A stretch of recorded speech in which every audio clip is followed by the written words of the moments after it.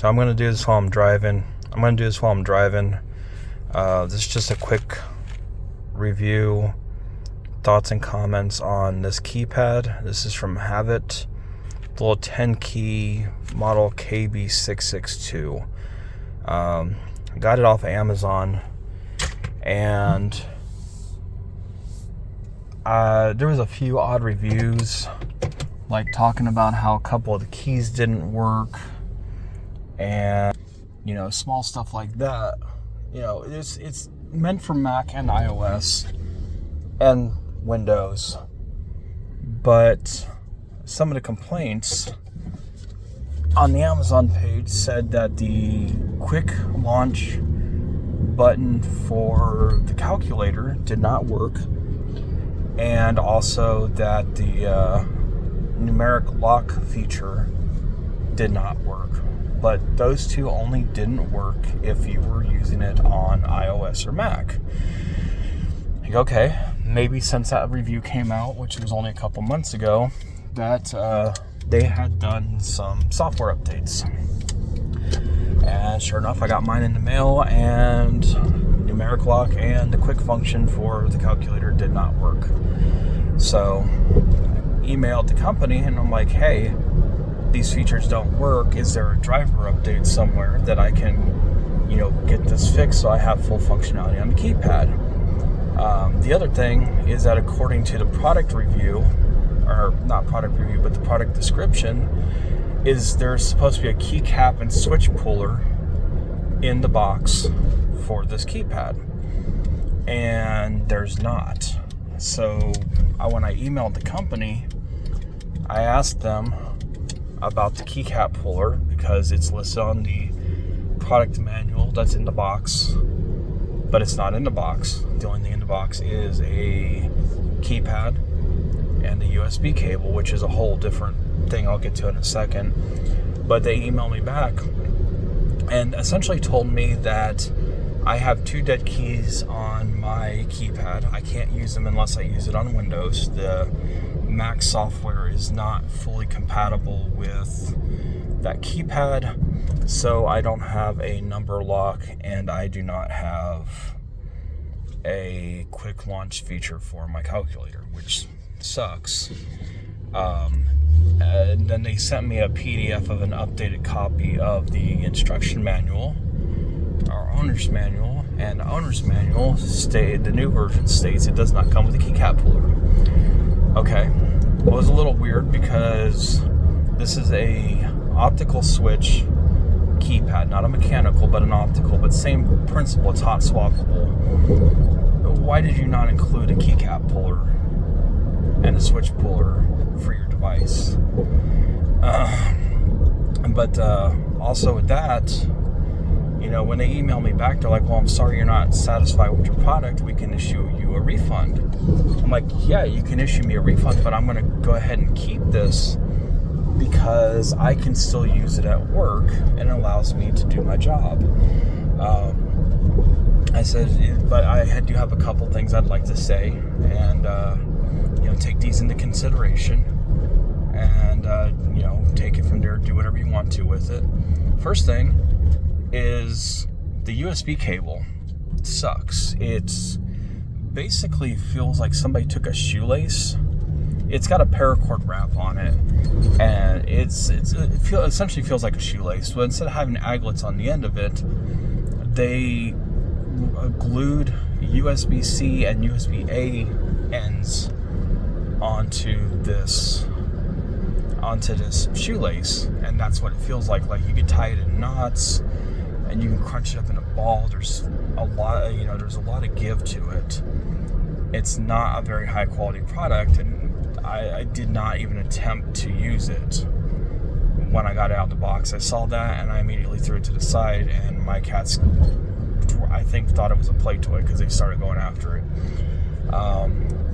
But then on top of that, this is wired only, which is not necessarily a problem, but they didn't take into consideration how much empty space this keypad actually has on the inside of it.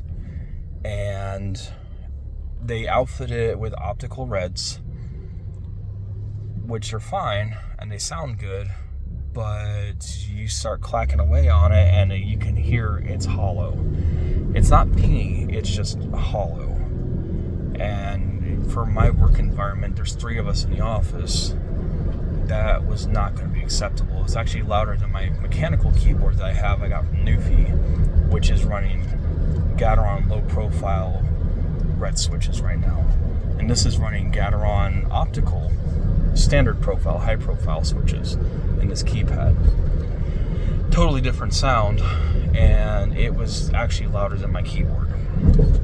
So had to do something about that.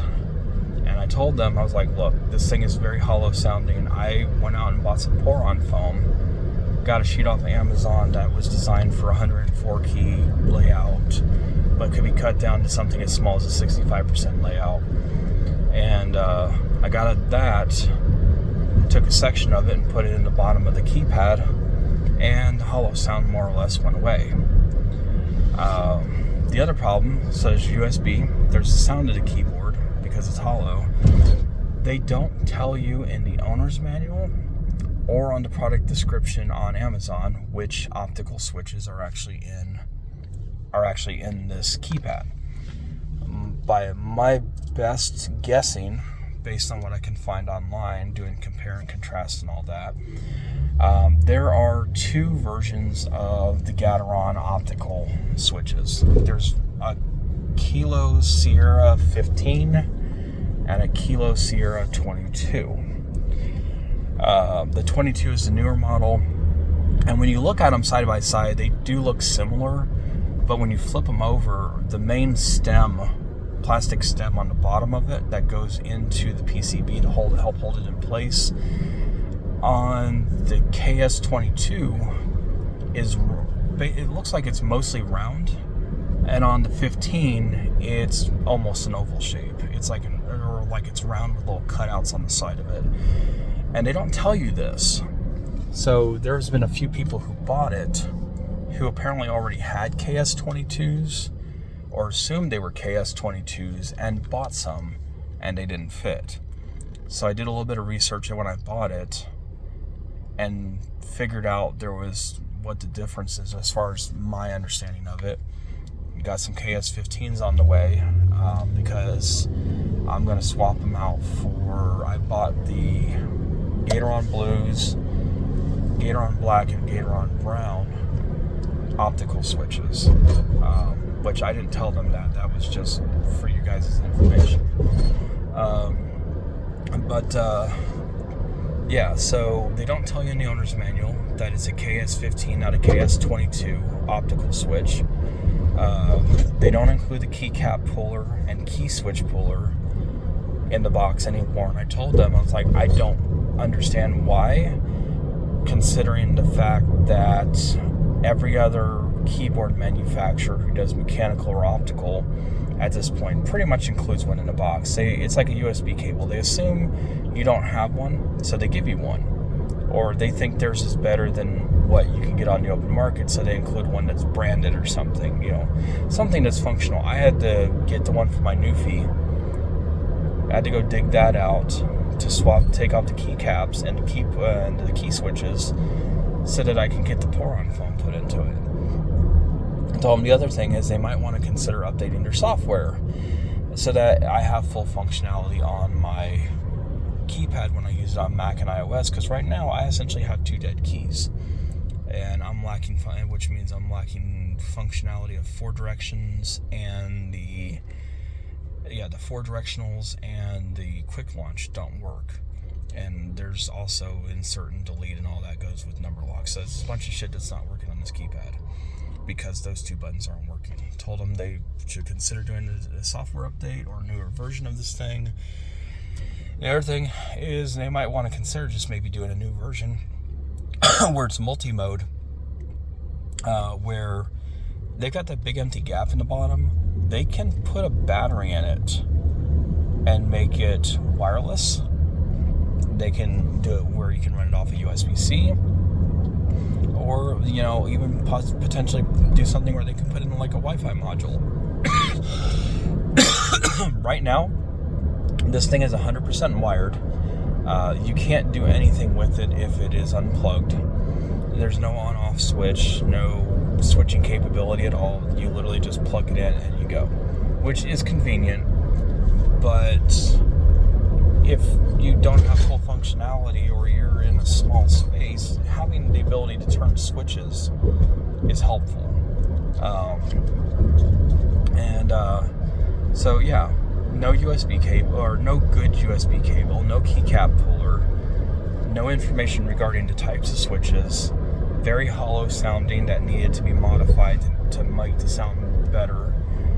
And, you know, as a suggestion, potentially put in some kind of battery or Wi-Fi system or something, or Bluetooth system in it, so that there's additional functionality, especially for those of us who have smaller workspaces. Like, my workspace is probably like 3 feet square, 2 feet square. It's very, very tiny. So, something for them to consider. I'm like, you want to give me a refund, that's fine. But I'll continue to use it just because it does what I need it to do for work, and it hasn't caused me any major issues yet. So, I think for the cost of it, you would think it would have a little bit more to it. I paid $25.99 or $27.99 plus tax on it from Amazon. So figure, just rounded up, it cost me about $30 for this thing. And I specifically took it because it was one of the only ones that said it was hot swappable, and I wanted to try the optical because my other one's mechanical. So I wanted to try it and see how that worked out. So just now it's wait and see what the manufacturer actually says, or what the sales rep says, and see what kind of response they give me, if they decide to give me a refund or just tell me that the product's functional for me, so they're not giving me my money back. Which, either way, it's fine. I don't care. I can still use it, and yeah. So that's all for now. Just quick ranty update about new little keypad toy for work. I've got to get you guys an update on my keyboard, which probably not, because I have a Newfie Air 75, and there's been about 2,000 reviews of that already so far. I do have a Newfie Air 96 on pre-order, which won't be here until sometime in March. So I'll have to probably do a review on that when it comes in. The Airs are low profile. That's a whole different video. I'll talk about the Air versus the Halos in a different video, different discussion. But this is about the keypad. So yeah, appreciate you guys sticking around, listening to me rant. If you want to hear more or have any suggestions, leave a comment, put a like. I'll get back to you as soon as I can. Thanks.